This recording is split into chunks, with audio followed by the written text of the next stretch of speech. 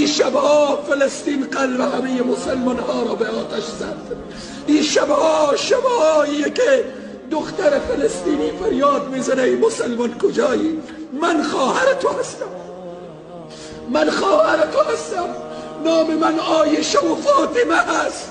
کجا هستی که مرا از چنگال صهیونیست های غاصب نجات بدی؟ کجا هستن زعمای کشورهای اسلامی؟ کجا هست عرب و عجم؟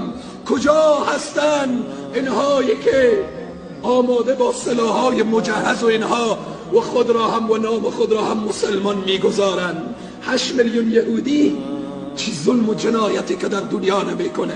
1.5 میلیارد مسلمان.